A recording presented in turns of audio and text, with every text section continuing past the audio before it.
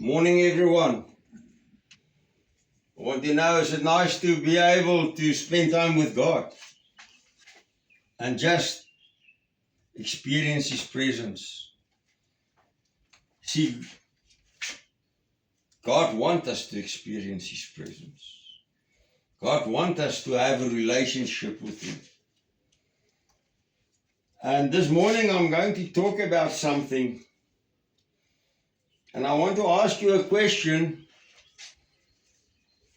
How many times do you pray and you think, oh, God is not hearing my prayer?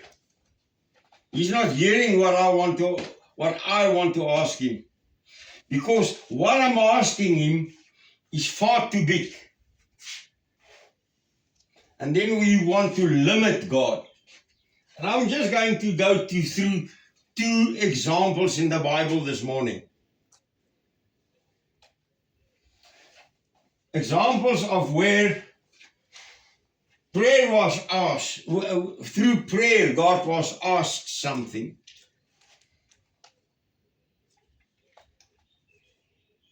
And that prayer was answered. And we come and we ask God, God, I need this. I need a breakthrough in this, and I need a breakthrough for this, and I need healing for this, and I need healing for that. But once you prayed the prayer and you walked out, you turn around, suddenly you start making another plan B, then plan C, plan D, plan E, because your trust is not fully in God. Now the first scripture that I want to read is in Kings, 1 Kings, chapter 18, verse 30 to 39. 1 Kings, chapter 18, from verse 30 to 39.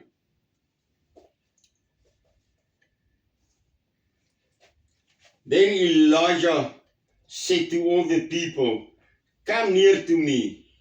So all the people came near to him, and he repaired the altar of the Lord that was broken down. And Elijah took 12 stones, according to the number of the tribes of the sons of Jacob, to whom the word of the Lord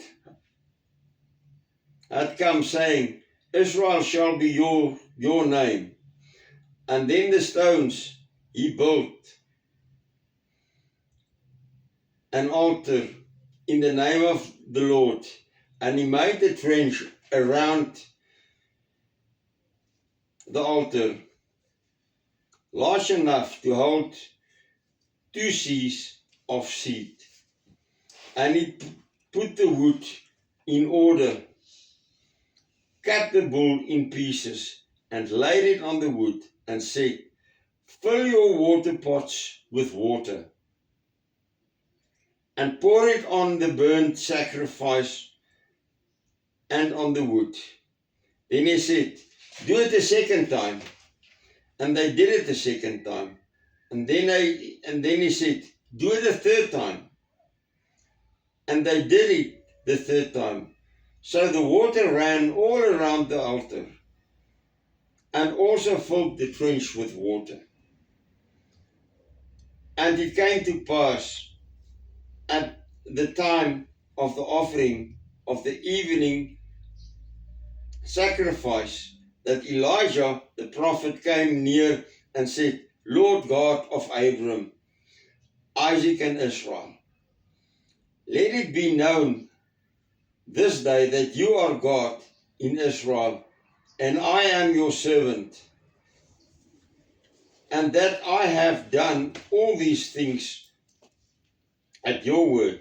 Hear me, O Lord, hear me, that this people may know that you are the Lord God, and that you have turned their hearts back to you again. Then the fire of the Lord fell and consumed the burnt sacrifice, and the wood and the stones, and the dust, and it licked up the water that was in the trench. Now when all the people saw it, they fell on their faces, and they said, "The Lord, He is God. The Lord, He is God." What happened here? At that stage, this people was in a position where they actually moved away from God. And Elijah came and he rebuilt the broken altar. And then he told they were digging a trench around it.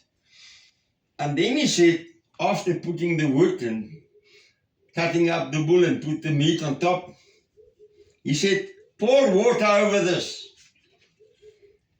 Now, for those of us that have built fire, when you build a fire, a wood, when you put the wood on and that wood is soaking wet, there's no ways that you will start that fire burning. No ways. And he actually told them to do it 3 times. So he made sure that there is not one piece of dry wood. Everything is wet. And what did he do? He come and he pray. He say, "Father God, show the people that you are God.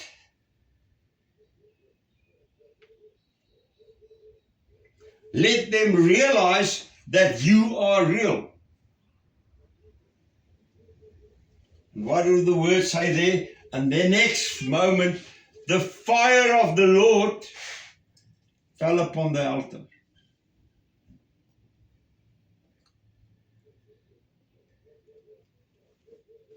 And that wood started burning. Now imagine we've got a pile of dry wood, wet wood here. And there's water all around it. And I pray that prayer and I say, "God, show everyone here that you are real. And you know I don't have a match with me. I've got nothing with me." The next moment this start burning. Will you still believe that God is not real? No. I mean, immediately it is, wow, we serve a God that is real. Now, how many times do we come? And why do I bring this one in?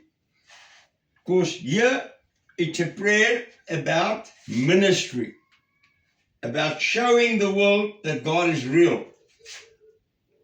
And how many times do we come in a situation where we say, sorry, there's no chance that that person will turn to God. No ways. It will not happen. What do? We limit the power of God. Oh, I can't do this. No. I can't go and talk to that one. Because I can't do it.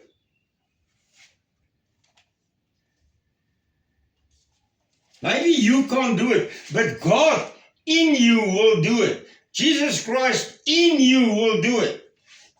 But what do? We stand back. And we say, no. I can't. Because I'm not able.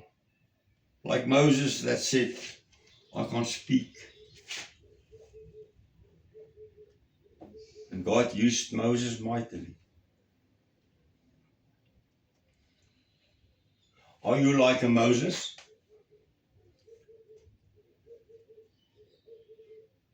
That say, no, I can't. But the only difference is Moses realized that God is real. He knew God is real. And he started walking in the faith, trusting on God. And I mean, God used him to open the waters of the Red Sea. God used him to guide Israel. Now, why won't God help you to go to a person and help him to change his life? And then I'm talking not even about a stranger. I'm talking about somebody close by, somebody in the family, a very close friend.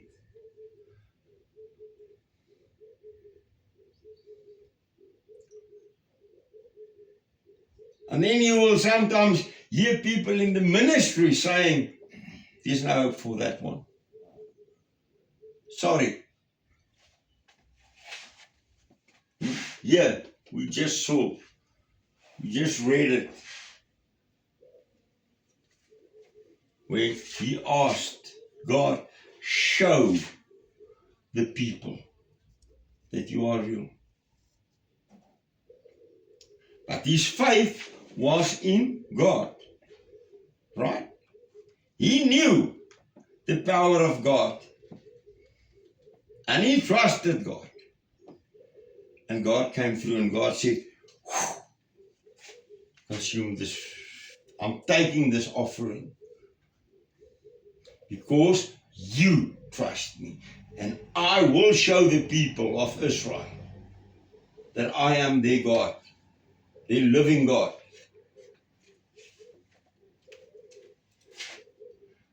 So when are we going to stop being negative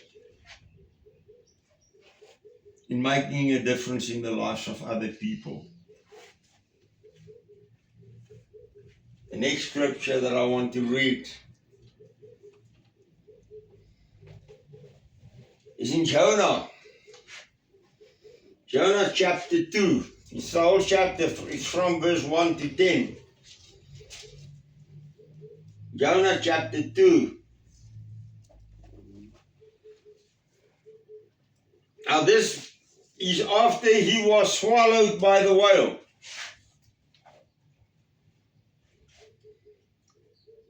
Then Jonah prayed to the Lord, his God, from the fish belly. And he said, I cried out to the Lord because of my affliction, and he answered me. Out of the belly of Sheol I cried, and you heard my voice. For you cast me into the deep, into the heart of the seas, and the flood surrounded me. All your billows and your waves passed over me. Then I said, I have been cast out of your sight, yet I will look again towards your holy temple. The water surrounded me, even to my soul. The deep closed around me, which were wrapped around my head. I went down in the moorings of the mountains. The earth with its bars closed behind me forever. Yet you have brought me, you have brought up my life from the pit, O Lord my God. When my soul fainted within me, I remembered the Lord, and my prayer went up to you into your holy temple. Those who regard worthless idols forsake their own mercy, but I will sacrifice to you with the voice of thanksgiving, and I will pay what I have vowed. Salvation is of the Lord. Right. Yeah, Jonah didn't obey what God told him to do, and we all know that a storm came up and they threw him off the boat. And there he's in this deep water and he's going to drown. And the next moment, a whale comes and the whale swallows him. Now, first of all, in that whale's stomach, there's acid.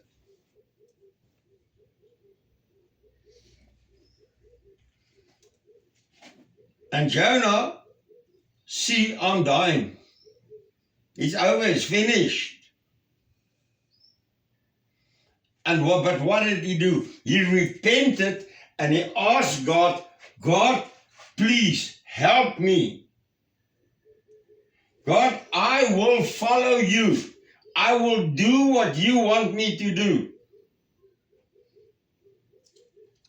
And what happened? A miracle happened. That whale go close to the beach and he spit Jonah out. Right. So Jonah was sitting in a situation where there's no hope. No hope at all. And then he prayed this prayer and God come and he said, I will set you free. I, God, have the power to set you free. But also, I will forgive you for what you did wrong. Right?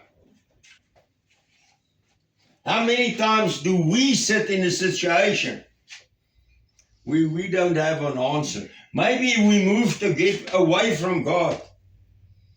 And you say, there's no hope for me. I'm lost.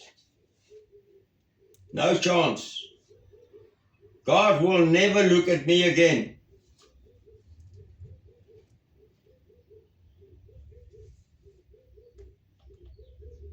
There's no hope. There was a time in my life where I was in a situation like that.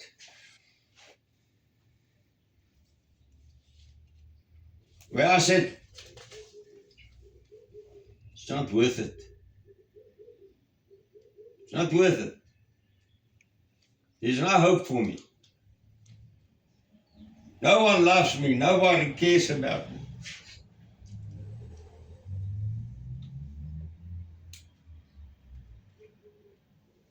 But God loved me so much. He cared about me. And so many times where I said, it's over, it's done, He pulled me out. He said, no, well, you don't understand. You don't understand. I care about you. And you don't understand that I have a calling for you on your life. And there's a reason that you are on this earth. But start trusting me. Start having a relationship with me.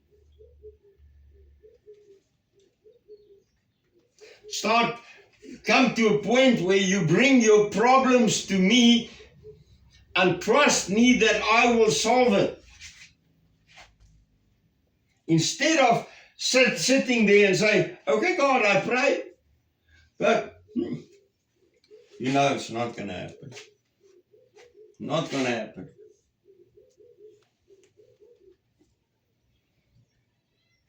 And I can put testimony upon testimony upon testimony of what God did in my life. Not in the life of others, in my life. And I don't care who you are. You will not be able to convince me that God is not real because I've seen His power. I've experienced His love.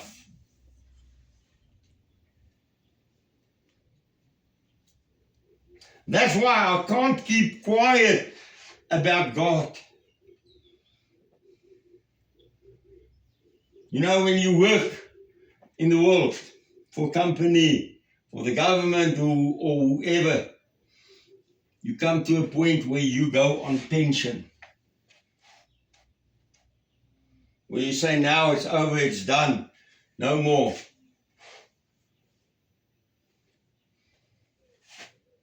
I will never, ever go on pension for God. The only time that I will stop is if I can't speak anymore. Because God is real. God is special. God look at each one of us and He say, I, God, love you, and I, God, want to help you, and I, God, want to give you victory. But I expect you to put your trust in me.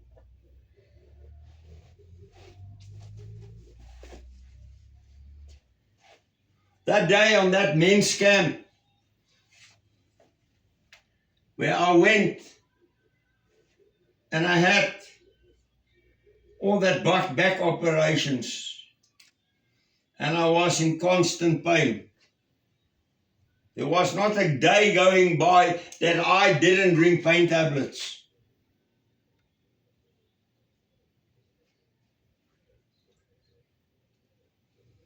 And then I said, if you've got a medical problem, come forward, let us pray for you.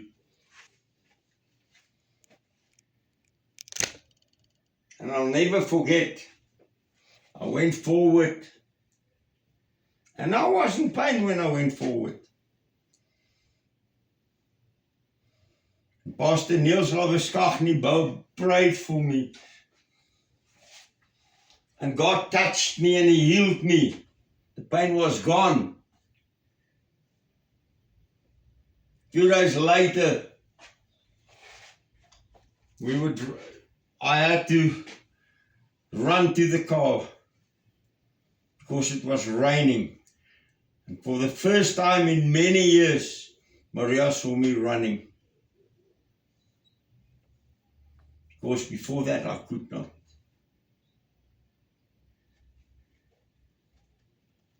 So what happened? I was in a situation where I had no answer. The doctors said, it will not improve.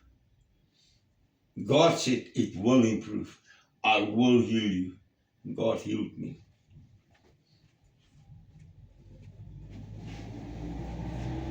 That's what happened personally to me. And we can go on and on and on about how God worked in our lives. The moment we changed, the moment I changed, my life changed. And it went from negative to positive. Is it easy? No. Is it the easy road? No. Is there challenges? Yes. Is there obstacles? Yes. We talk about sometimes we're up on the mountain and then we're down in the valley. Last Sunday I shared about God testing us. So yes, there is challenges. And I'll be honest, at that point where I came back to God and Maria came back to God, and we really built a relationship, at that point our marriage was in danger. And what happened the moment God came in fully into our lives, it changed.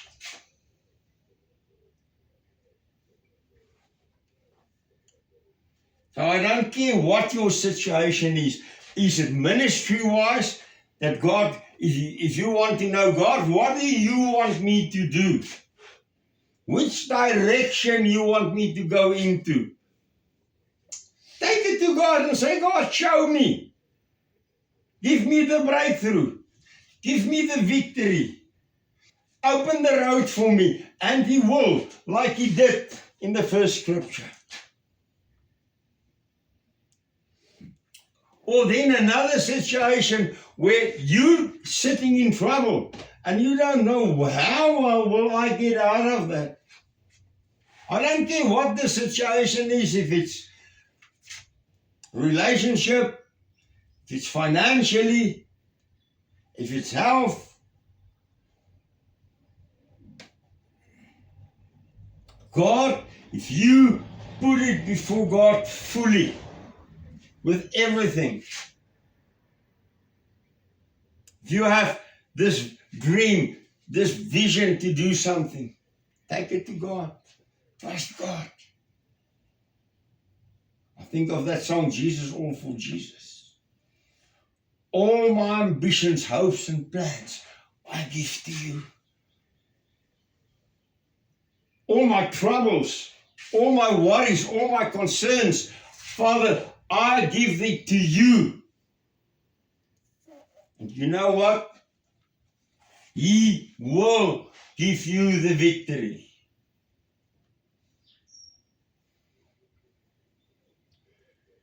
You say to him, Father, the enemy, Satan, is attacking me. Help me, protect me. God will do that.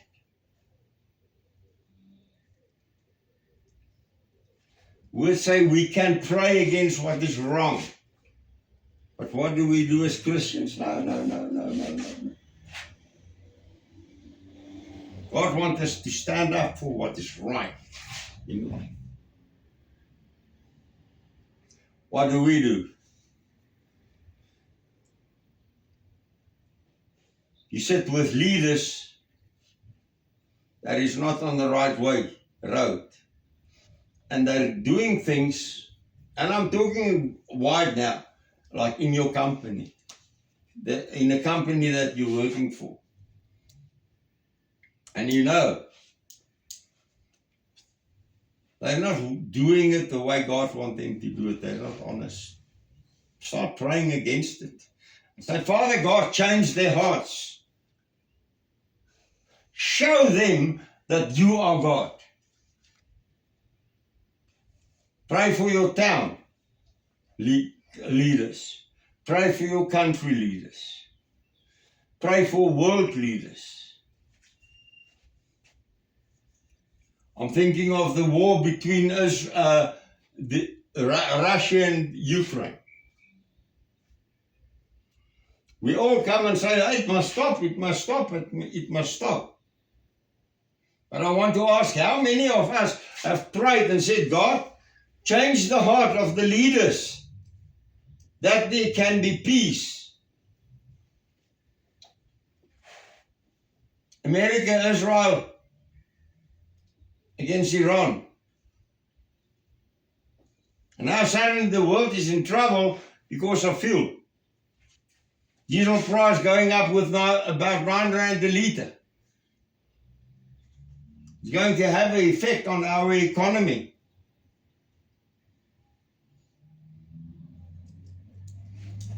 How many of us have asked God, change the hearts of the leaders, change the leadership so that there can be peace?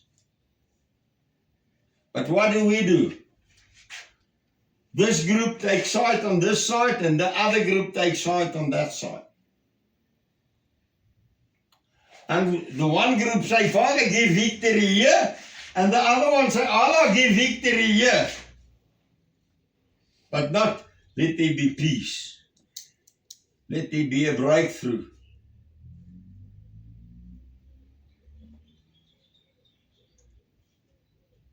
You see, if we pray like that, God's will is that there must be peace. That's God's heart.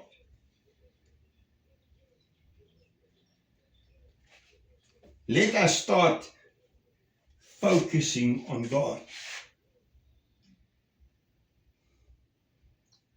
The way the Bible shows us this morning. Because then we will have breakthroughs. Maybe there's a situation where you feel in the family, oh, that one don't love me. And that one don't care about me. Take this situation to God and say, God, restore this relationship.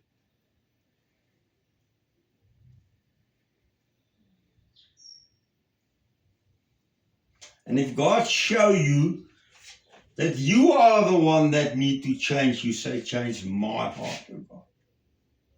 You see, a lot of times we want to come and say, oh, no, it's Mana's. Mana is the guilty one.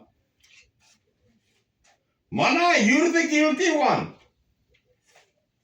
Suddenly God show you, Mana is not the guilty one. Yaku, you're the guilty one. Sort out yourself. It's easy to blame others.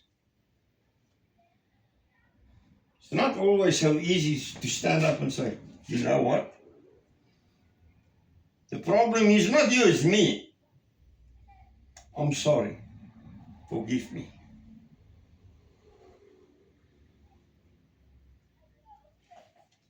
And this is my message this morning.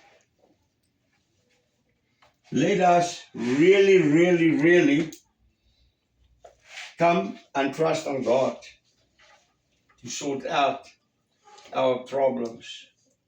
Let Him be the guide. Let Him show us the way. Because if He shows us the way, there will be victory. If He shows us the way, there will be breakthrough. You see, it's all about a relationship with God. Communicating with God. Trusting God. Like those Israelites that were standing around the altar. The relationship was not what it was supposed to be.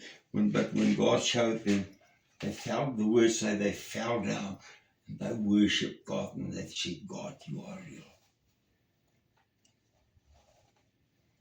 So if your relationship with God is not where it is supposed to be, come and say, God, reveal yourself to me. I want to see your power. I want to experience you in my life.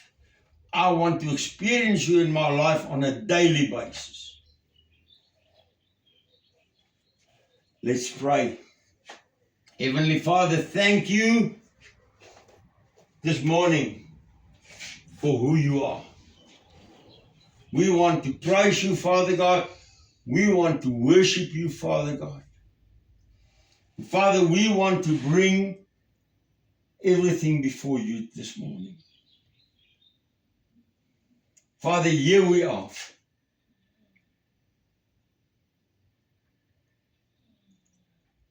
Father, where there's maybe in our lives, each one, where there's mistakes, where the relationship with you is not the way it should be. Take us now, Father, and change our hearts. Make our faith in you stronger. Make the faith of the people in the world stronger.